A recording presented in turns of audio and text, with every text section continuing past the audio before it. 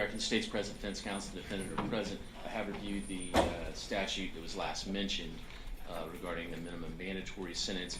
It does appear from my reading of the statute, 775.087, subsection 1, 2A, maybe. Let me go back to it. It does indicate a 10-year minimum mandatory sentence for the attempted robbery with a firearm on each of those. So I believe defense counsel is correct on that. The state would agree. I just got the wrong number caught in my head, so I appreciate it. Okay. And I'll just put that on. Let's see.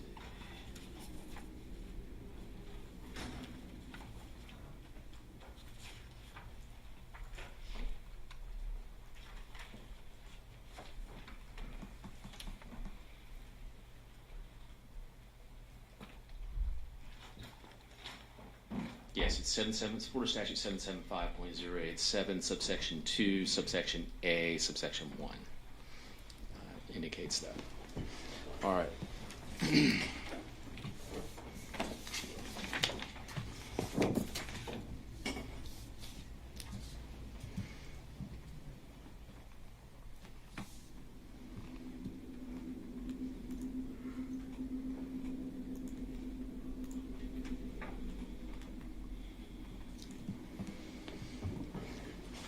All right.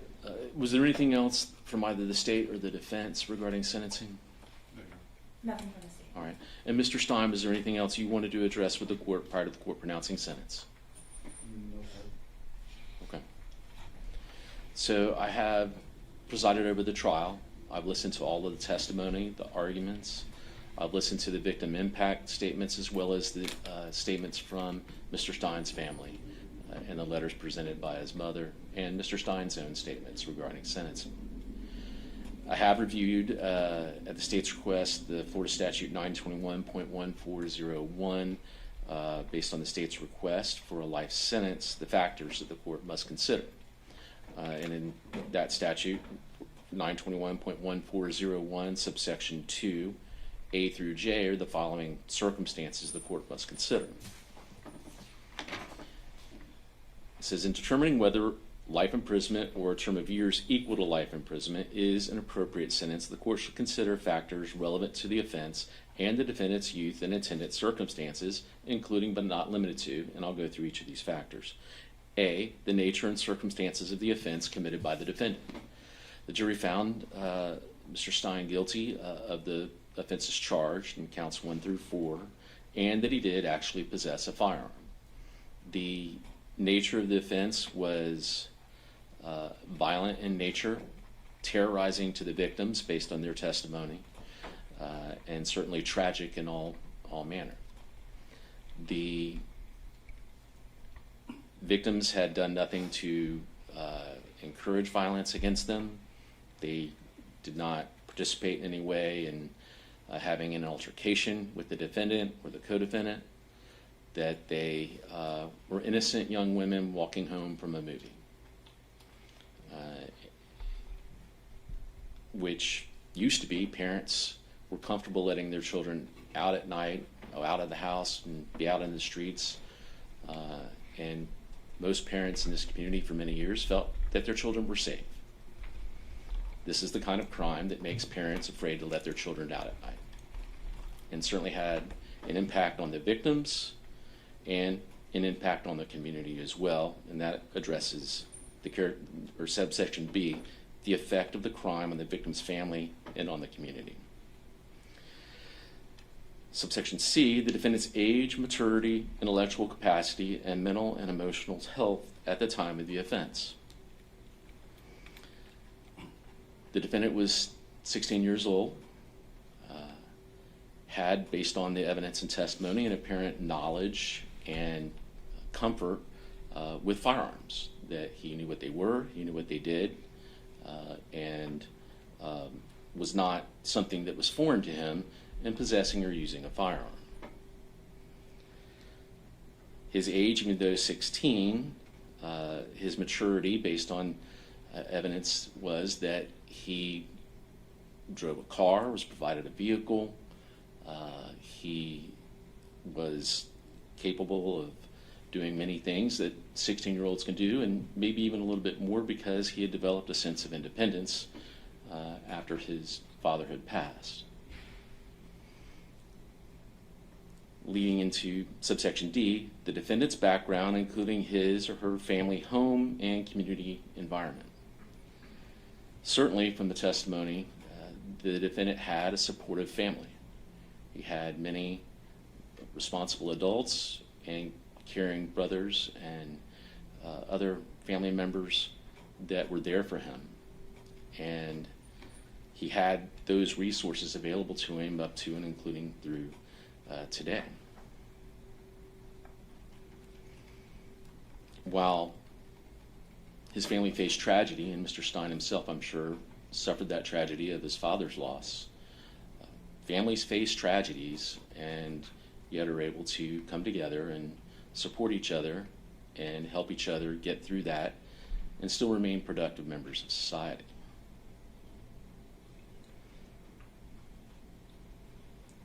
So he had a significant family support in his background, and the court notes that. Subsection E, the effect, if any, of immaturity, impetuosity, or failure to appreciate risks and consequences on the defendant's participation in the offense. Reviewing the testimony in trial and statements made today as well, the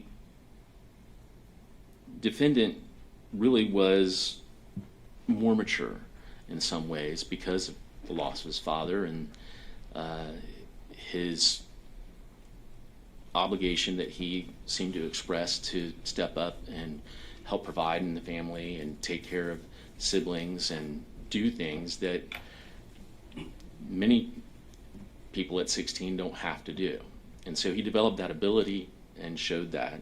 And so his level of maturity actually was probably more than that of a 16-year-old. As far as his failure to appreciate risks and consequences on the defendant's participation in the offense, it is shown that he did have prior interaction with law enforcement as a juvenile with the burglary of a conveyance. So he understood that there were rules, laws, and then if you broke them, there were consequences. So he was not unaware of that. And so the court finds that he did have sufficient maturity and ability to appreciate the risks and consequences of his participation in this offense. F is the extent of the defendant's participation in this offense. The defendant had opportunities to not have this offense happen. It was noted in the trial by the court that the evidence of the video showing the vehicle that he drove passed by the victims more than once. He didn't have to come back. Now, I understand the defense's argument that he was influenced by those in the vehicle, but he drove that vehicle. He brought that evil to the victims, and he had the choice to do that on more than one occasion or to avoid that. The effect, so subsection G, the effect of, if any, of familial pressure or peer pressure on the defendant's actions. The court notes there may have been some peer pressure on the defendant. However, again, he had opportunities to get away from that pressure to avoid this incident and prevent it from happening. H, the nature and extent of the defendant's prior criminal history. Very limited. We have the one offense that was noted as juvenile for burglary of a conveyance. J, the effect, if any, of characteristics attributable to the defendant's youth on the defendant's judgment. He was 16 years old at the date of this offense. He had a prior experience with law enforcement. He understood that there were laws and there were consequences of violating laws. He understood and appreciated the nature and the use of firearms. There was a video and evidence of him holding a firearm, pointing it into a camera, making rap songs about it. He indicated that he was comfortable holding and using a firearm. In terms of the judgment, or his youth, the effect of his youth on his judgment, it was noted in the pre-sentence investigation report that he said if he had known this was going to happen, he wouldn't have done it. Something to that effect. Or he wouldn't have participated. The evidence in this case shows there were signs all along that something bad was going to happen. It was indicated in the testimony and trial that the defendant and Mr. Horn had intended to go and commit car burglaries. Yet, it's also shown that there was a video of them taking firearms with them, and testimony that Mr. Stein provided Mr. Horn with a firearm. Certainly, when you're 16 years old and you're getting in a car with someone else and you give them a firearm with the intent to go commit crimes, there's an indication there that you understand that bad things can happen. So again, it wasn't something that was a surprise or came out of nowhere. There were different events and circumstances throughout that day and that night that tragedy was probably going to happen.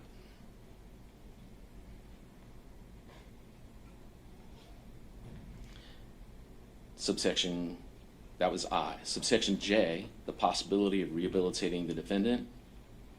There is that possibility based on testimony from his family. He's got a supportive family.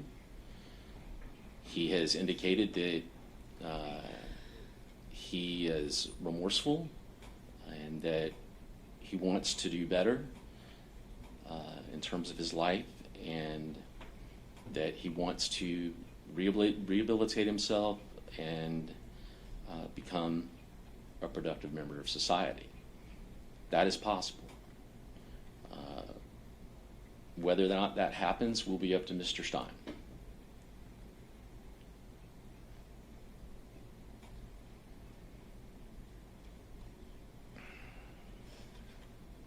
So it is the considered judgment and sentence of this court that Mr. Stein shall be sentenced to a term of life imprisonment in the Florida Department of Corrections with a 15-year review. So we will have that opportunity to make that assertion in terms of rehabilitation after 15 years. And like I said, your possibility of being rehabilitated will be up to you. And that is for count 1, which was the first-degree murder with actual possession of a firearm as a principal. That comes with a minimum mandatory sentence of 25 years. Is that right? No, 10? 10 years. There'll be certain statutorily mandated fines, fees, and costs that accompany that.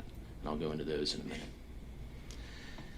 As to count 2, attempted robbery, actual possession of firearm. And let me just go back. I'm sorry. On count 1, the jury had found you guilty, and I previously adjudicated you guilty on that count. On count 2, attempted robbery with actual possession of a firearm, which is a second-degree felony. Jury having found you guilty and me previously adjudicating you guilty on that count. Your sentence in that count will be 15 years in the Florida Department of Corrections with a 10-year minimum mandatory sentence as part of that 15 years. That sentence will be consecutive to the sentence in count 1. Count 3, attempted robbery, actual possession of a firearm, a second-degree felony. The jury having found you guilty of that count and the court previously adjudicating you guilty, you will be sentenced to 15 years in the Florida Department of Corrections with a 10-year minimum mandatory as part of that sentence. that count will be consecutive to count 2. And in count 4, attempted robbery, actual possession of a firearm, a second-degree felony. The jury finding you guilty of that count, and the court previously adjudicating you guilty on that count, your sentence will be 15 years in the Florida Department of Corrections with a 10-year minimum mandatory. That sentence will be consecutive to count 3. As for the monetary obligations, there'll be $413 in court costs. I believe it was previously stipulated to cost of prosecution was $2,565.05. As for, is there any application fees? I will order restitution on each count, reserve in any amount. There'll be no contact with the victims' families or the victims. Were there any other terms or conditions? Nothing from the state now. All right. I'll have the state prepare an order based on my findings Sure. as to Florida Statute 921.1401. I believe that's all. Anything else from the defense? Judge, because of the court's sentence on counts 2, 3, and 4 as a consecutive sentence, it goes in the face of what the court has ordered in count 1 in terms of the 15-year review. Even if it comes back and the court finds that he hasn't really rehabilitated himself, he has to serve an additional 45 years after the shortening of count 1. And ask the court to consider making those a concurrent sentence. Okay, and I've thought about it. I've considered it, and the sentence the court's imposed is what I believe is appropriate under these circumstances. So I will leave it the way I've ordered it. I will. Let's see. I will tell you, Mr. Stein, you have 30 days from today to file an appeal. If you can't afford an attorney for an appeal, one will be appointed for you, and you will get fingerprinted and remanded. I will give you a few moments before you're taken out. You can say a few words to your family before you go. You just can't have any physical contact in the courtroom. Anything else from the state? Nothing from the state. All right. Anything else from the defense? Judge, if we haven't fill out an indigency application, I'm sorry? if we have Mr. Stein fill out an indigency application before he leaves. No, not today. I think if you want to, I mean, if you just file it through the portal, I think, is the way typically it's done. But I think for today's purposes, he just needs to get fingerprinted, have a few words with his family, and then get remanded. Is that, I mean, you're able to do it back at the jail? Just my concern is he's going to be taking the South Florida reception before I get a chance to go over there and have him fill out the application.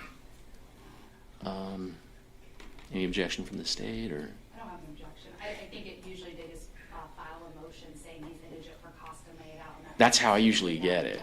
They don't actually have to fill out the form to do that. Yeah. I decided with Judge Branning, he wanted to do an indigent application, so.